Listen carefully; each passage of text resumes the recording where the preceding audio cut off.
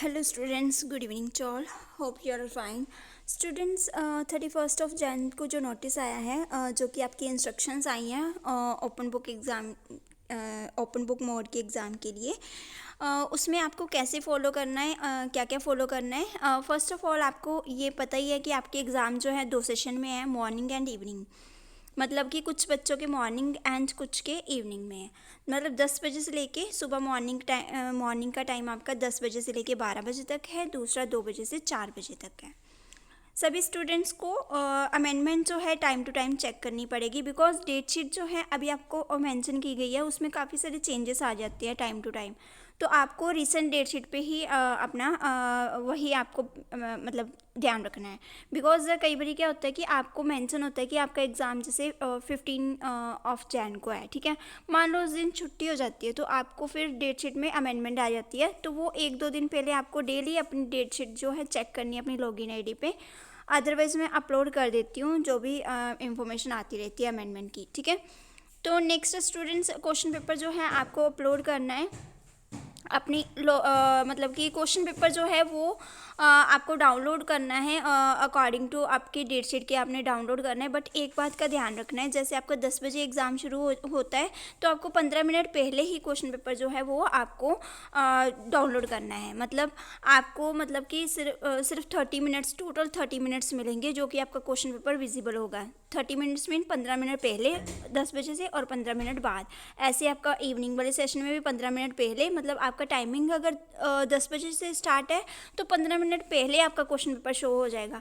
और इसका ये है कि आपका सिर्फ 15 मिनट तक ही पेपर विजिबल रहेगा, क्वेश्चन पेपर विजिबल रहेगा। अदरवाइज़ उसके बाद आपका जो क्वेश्चन पेपर है वो डिसअपेयर हो जाएगा, तो आप डाउनलोड भी नहीं कर सकते हो, ठीक है स्टूडेंट्स। तो वो ध्यान रखना है आपको 15 मिनट पहले ही अपना क्वेश्चन पेपर डाउनलोड करना है। आफ्टर 2 घंटे के बाद जब आप आंसर शीट जो है आप उसको आपने स्कैन करके उसकी पीडीएफ बनानी है और उसको आपने 4 MB साइज़ में रखना है पीडीएफ को। तो वो कैसे कैसे करना है, सबसे पहले आपने पीडीएफ डाउनलोडर जो है, पीडीएफ मेकर जो है वो डाउनलोड करके रखना है अपने फ़ोन में। और पीडीएफ साइज़ रिड्यूस का भी आपका ऑनलाइन हो जाता है, वो भी आपने ट्राई कर लेना है पहले ही कि कैसे रिड्यूस करते हैं साइज़। उसकी वीडियो भी मेरे चैनल पे अवेलेबल है, अगर आपको वो ज़रूरत पड़ती तो वो चेक कर लेना कि कैसे वीडियो का साइज़ कैसे रिड्यूस करते हैं। तो नेक्स्ट स्टूडेंट्स, मतलब कि आपको सिर्फ 1 घंटा मिलेगा स्कैनिंग एंड अपलोडिंग के लिए। मतलब सपोज मान लो कि आपका 10 बजे से 12 बजे तक पेपर का टाइमिंग है, उसके बाद आपको 1 घंटा मिलेगा कि आप उसमें स्कैन करके अपलोड कर सकते हो अपनी शीट को।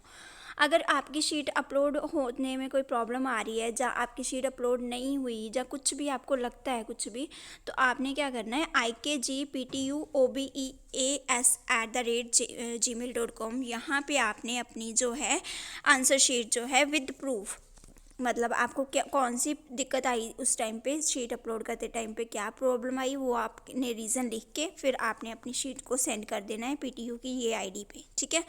इसका स्क्रीनशॉट ले लो आप, इस आईडी पे आपने सेंड करना है। उसके बाद आप खुद रिस्पॉन्सिबल हो कि आपने स्पीड पोस्ट करना है अपनी आंसर शीट्स का। एक आंसर शीट का स्पीड पोस्ट नहीं करना है आपने अपनी सारी शीट्स जो रेगुलर एग्ज़ाम की, जिस दिन आपके एग्ज़ाम सबसे लास्ट एग्ज़ाम है उस दिन सारी शीट्स को इन्वेल्प में डाल के, A4 इन्वेल्प आता है लाइनिंग वाला, उसमें डाल के वो सारी शीट्स को आपने सेंड करना है, ठीक है। तो नेक्स्ट स्टूडेंट्स, इसको आपने स्पीड पोस्ट जो है जिस दिन आपका एग्ज़ाम है, जिस दिन आपका लास्ट एग्ज़ाम है उस दिन भी कर सकते हो। अगर आपका इवनिंग में एग्ज़ाम है तो आप नेक्स्ट डे कर सकते हो। अगर उस दिन छुट्टी आ जाती है तो आप उससे भी नेक्स्ट डे कर सकते हो। इतनी एलिजिबिलिटी है आपको, मतलब इतना है थोड़ा सा रिलैक्सेशन, ठीक है। मतलब डिले नहीं करना, आपने जानबूझ के डिले नहीं करना इसमें, नहीं तो आपकी एब्सेंट भी लग सकती है।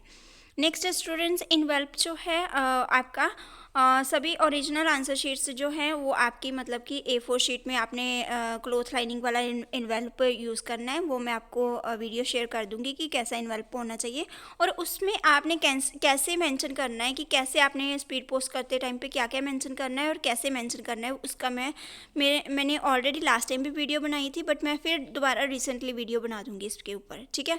आपने वहाँ पे भी सारा अपना पीटीयू का एड्रेस मेंशन करके स्पीड को पोस्ट करते टाइम पे उसके बाद भी स्पीड पोस्ट करने के बाद भी आपको जो मिलेगी ना स्लिप मिलेगी उनसे, तो उसको भी आपने स्कैन करके अपलोड करना है, ठीक है। मतलब वो भी आपने वर्क करना है।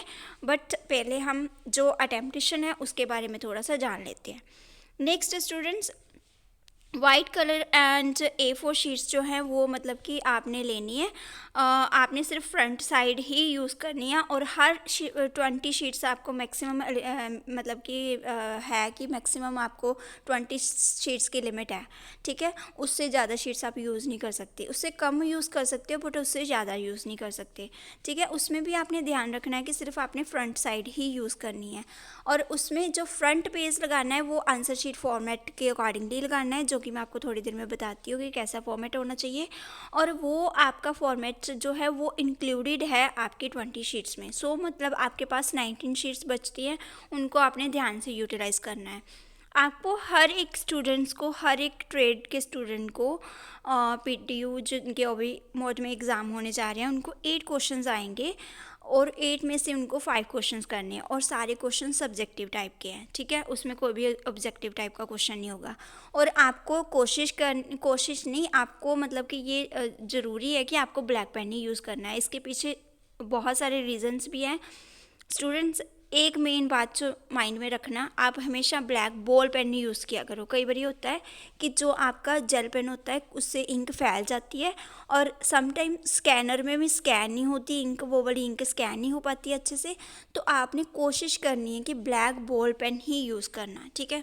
नेक्स्ट स्टूडेंट्स, कैंडिडेट जो है क्वेश्चन पेपर अपने घर से ही लोकेशन से A4 शीट पे करेगा। मैक्सिमम जैसे आपको बताया कि 20 शीट्स की लिमिट है, और 1 साइड ही आपने यूज़ करनी है, ठीक है।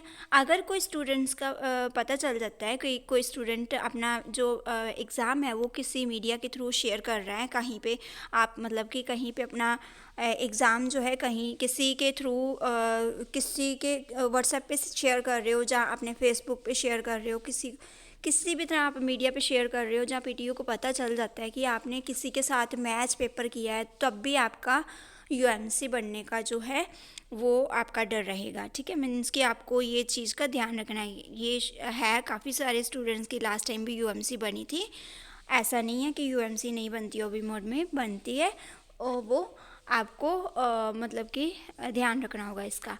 और स्टूडेंट्स, आंसर शीट का फॉर्मेट कैसा रखना है आपको, ये जैसे IKJ Punjab technical university Jalandhar, इसको ऐसे ही मेंशन करना है, आपने सारा ये फॉर्मेट रखना है।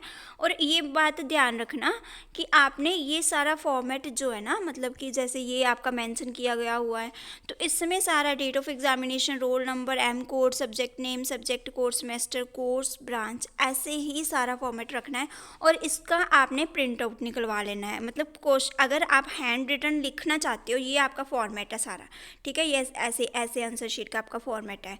मतलब कि इसको आप मतलब शीट के ऊपर लिख भी सकते हो, और हैंड रिटन लिख भी सकते हो, और प्रिंट आउट भी निकलवा सकते हो। और मेरी तो आपको यही रिक्वेस्ट है कि आप प्रिंट आउट निकलवा के, जितने भी आपके एग्ज़ाम है उतनी शीट्स को आप प्रिंट आउट निकलवा के अभी ही रख लेना अपने पास, ठीक है।